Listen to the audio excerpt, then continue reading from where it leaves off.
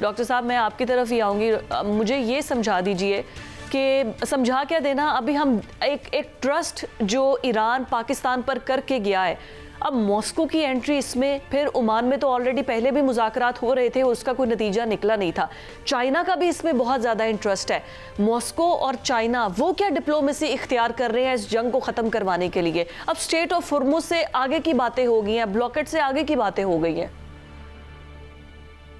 दरअसल मैंने पहले सेगमेंट में जिक्र किया था कि मल्टी लेयर्ड और मल्टी डायमेंशनल डिप्लोमेसी हमारी चल रही है, और जो ईरान है वो अपने इज्जत वक़ार व तकरीम की वजह से वो नहीं अपना जाहिर करना चाहता है कि वो किसी मामले में कोई कमज़ोरी के सिग्नल्स उनके जाएं, क्योंकि कमज़ोरी का मतलब ये है कि कंसीड करना किसी बात से, और ईरानी कल्चर में अगर कंसीड किया जाए ख़ास तौर पर कि अपने मुखालफिन के तरफ से, तो फिर वो उसकी कोई हद नहीं होती है। जिस तरह कि डोनाल्ड ट्रंप का वकील उनको समझाता था कि अगर आपने कोर्ट के सामने कंसीड कर दिया तो इसमें और आप पर प्रेशर आएगा, आपको और मजीद उस पर प्रेशर देना पड़ेगा और कंसीड करना पड़ेगा। तो ये फार्मूला ईरान का तो खैर बहुत पुरानी तहजीब है, वो चाहते हैं कि इज्जत, तो उसकी वजह से दर हकीकत अगर मेरा पर्सपेक्टिव आप देखें तो उसमें यह है कि ठीक है उनकी ट्राइलेटरल ये था, लेकिन असल उसका मकसद यही था कि पाकिस्तान आके वो जो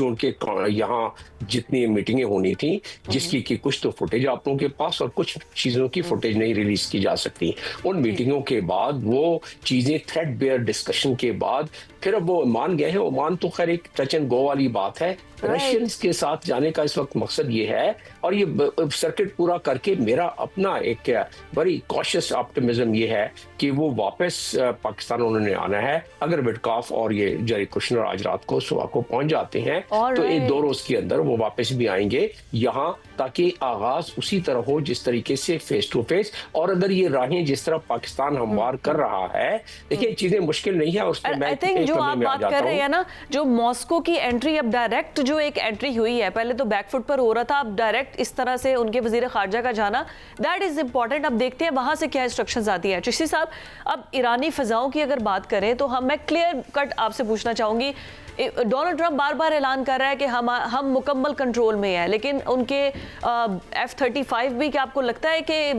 हैं ये जहाज़ ईरान की फ़ज़ा के लिए ख़तरनाक, क्योंकि वो उनका F-15 गिरा चुके हैं, उनके रीफ्यूलिंग जो आए थे वो गिरा चुके हैं, तो अभी मुकम्मल कंट्रोल में तो नहीं है। वो क्या टेक्नोलॉजी ऐसी यूज़ कर रहे हैं, कुछ हमें समझाएं थोड़ा।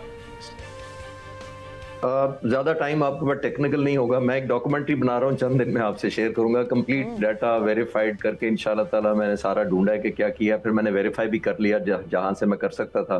तो वो तो डिटेल्स बहुत थोड़ी सी टेक्निकल है, वो ग्राफिक से शायद समझाई जाएगी, लेकिन मैं ये बता सकता हूँ कि वो जो क्लेम कर रहे हैं कि हमारा कंप्लीट कंट्रोल है, वो ऐसा नहीं है, पहली बात। दूसरी, कंप्लीट कंट्रोल वो तो कहते हैं कि नेवी और एयरफोर्स मैंने तबाह कर दी है, और अगर नेवी और एयरफोर्स तबाह कर दी है तो उन्होंने जॉर्ज H.W. बुश एक एयरक्राफ्ट कैरियर लेके आए हैं इस समंदरों में, पर्शियन गल्फ के अंदर लेके आए हैं, तो वो तो ऑल द वे पूरे अफ्रीका से घुमा के उसको लाए हैं। शॉर्टेस्ट रूट बनता था रेड सी और बाबुल मंदब, और वो कई गुना ज्यादा उन्होंने सफर ऊपर से तय किया। अगर उनको खतरा नहीं था नेवी से और एयरफोर्स से, एयरफोर्स तो चले मैं मानते हैं, हम सब जानते हैं कि ना होने के बराबर है, लेकिन अगर नेवी से खतरा नहीं था तो इतना बड़ा लंबा रूट नहीं उनको लेना चाहिए था।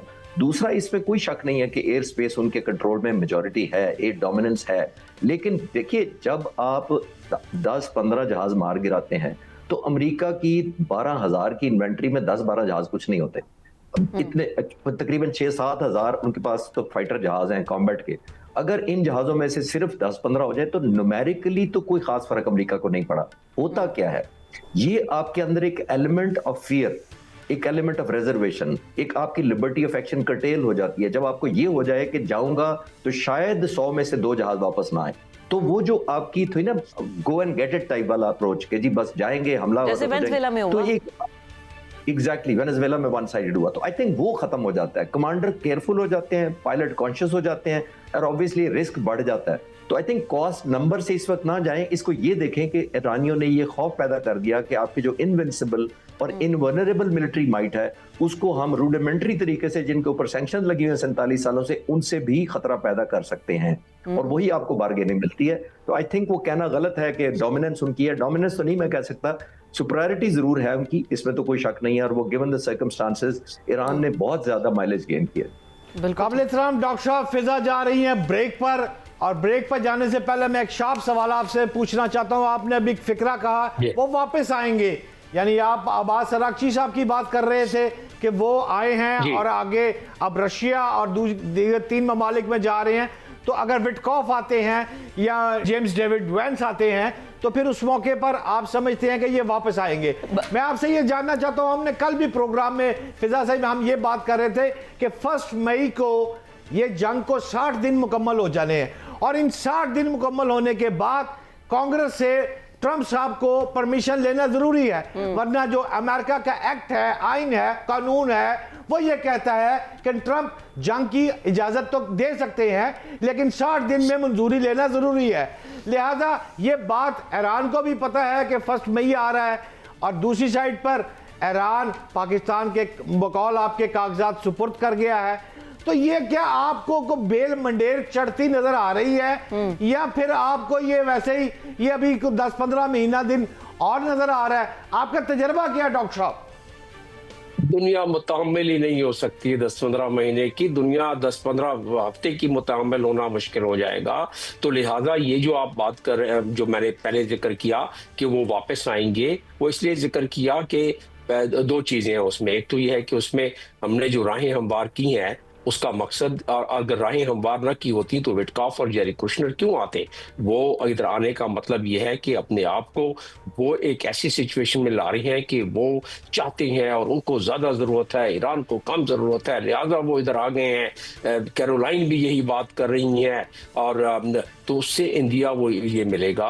और पहली चीज, दूसरी चीज ये है कि ईरान की भी एक जरूरत है कि इस चीज से बाइज्जत तरीके से और वकार के साथ नंबरदाज माहौल लिया जाए, अपने कुछ फ्लेक्सिबिलिटी और दिखाने के बाद। उस पर डिबेट हो सकती है क्या क्या फ्लेक्सिबिलिटी वो दिखला सकते हैं एनरिचमेंट के हवाले से। और इसीलिए रशिया का ये जो उनका कंसल्टेशन टूर है, इसका एक मकसद भी ये भी है कि जो अगला दौर, जो मेरे पर्सपेक्टिव के मुताबिक बहुत ज्यादा, तो मंडे को दोबारा ये अगला दौर शुरू होना चाहिए। दुनिया मुतहम्मिल ही नहीं हो सकती। डेली वो काउंट कर रहे हैं, आवरली बेसिस पे काउंट कर रहे हैं कि ये वबा कब दुनिया सर से टलेगी, और अगर ये नहीं टली तो फिर तो एक भूचाल आ जाएगा।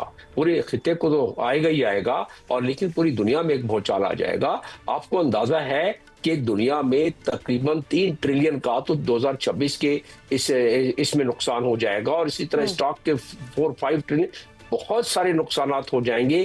कोई 3 करोड़ 30 मिलियन लोग जो है वो पॉवर्टी से नीचे चले जाएंगे, जो आ रही है सर्वे उसके मुताबिक। तो जो नुकसान फिर दुनिया 2020 में जो रिसेशन आया था, जब उस रिसेशन की वजह से कितना कहत पड़ा, कोरोना से ज्यादा बुरा रिसेशन आ सकता है। ये बात बहुत डीप है। आपने पहले मिनट में भी जो इकोनॉमी का बताया और अब भी ये वाकई मतलब आंखें खोलने वाली बात है, चौंका देने वाली बात है।